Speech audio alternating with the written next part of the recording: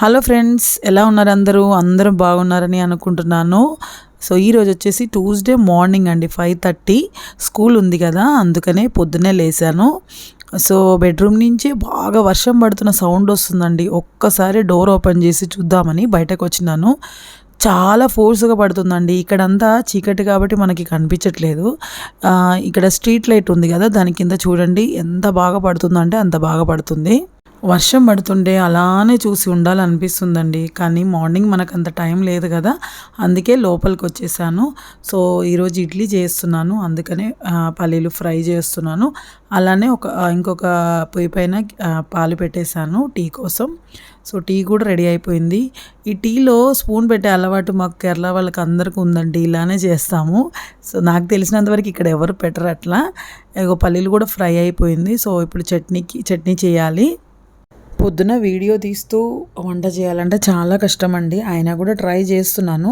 ఎందుకంటే నేను 8:30కి అట్లా స్కూల్లో ఉండాలి. కాబట్టి మనం వీడియో తీస్తూ ఉంటే టైం అయిపోతూ ఉండదండి. ఈరోజైతే పప్పు చేద్దామని కందిపప్పు నానబెట్టేశాను.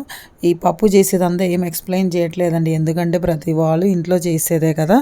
సో మా వాడు ఏంటంటే తినేది 2-3 రకాల కూరగాయలు, ఈ పప్పు ఒకటి ఎగ్. వారానికి ఇదే కూరలు తిప్పి కొడుతూ ఉంటాను. నాకేంటంటే దొండకాయ ఫ్రై నిన్నటిది అలానే ఉంది కాబట్టి సో అది సరిపోతుంది. మళ్ళీ పెరుగు ఉంటుంది కదా. సో ఆ లోపల్లో టీ రెడీగా ఉంది కాబట్టి మనం టీ ఎప్పుడు తాగుదామా అని వెయిట్ చేస్తూ ఉంటాను. అలానే బయట వర్షం పడుతుంది కాబట్టి బయట నిలబడి టీ తాగితే ఆ మజానే వేరు. నాకు తెలిసినంతవరకు అందరికీ ఇష్టమే.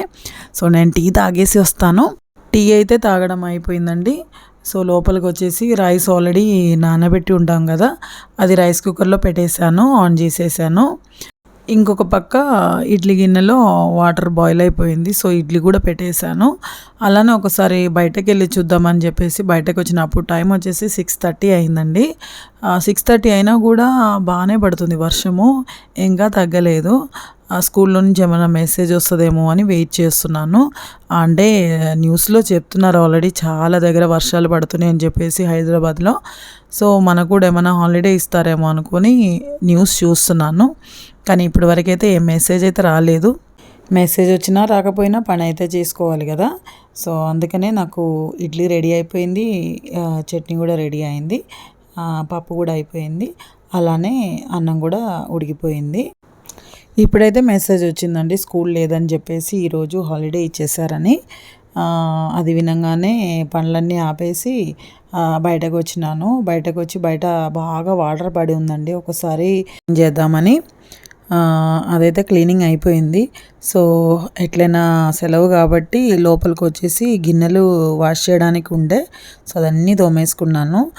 వాటర్ బాటిల్స్ కానీ మొత్తం అన్నీ క్లీన్ చేసిన తర్వాత సింక్ కూడా కడిగి క్లీన్ చేసేసాను. అన్ని పనులు అయిపోయిన తర్వాత అప్పుడు బ్రేక్ఫాస్ట్ చేశాను. ఇంకా మధ్యాహ్నం కోసం అని చెప్పేసి చికెన్ ఉన్న సండే రోజు మా ఆయన మ్యారినేట్ చేసి ఫ్రిడ్జ్లో పెట్టి ఉండే, సో అది తీసుకున్నాను. ఎందుకంటే పప్పుతో ఇది పకోడీ చాలా బాగుంటుంది కదా. సో అందుకోసం చెప్పేసి అది ఫ్రై చేస్తున్నాను. చాలా టేస్టీగా ఉంటుంది. మా వాడికైతే రోజుకి ఒక ముక్క పెట్టినా వాడు తింటాడు, అంత ఇష్టం చికెన్ అంటే. సో చూడండి ఎంత బాగా వచ్చిందో చికెన్ ఫ్రై అయితే. సో పప్పు చికెన్ ఫ్రై చాలా బాగుంటుంది. ఇదండి ఈరోజు బ్లాగ్. దీంతో ఈ వీడియో ఎండ్ చేస్తున్నాను. ఇంకొక వీడియోతో మీ ముందుకు వస్తాను. Thank you so much.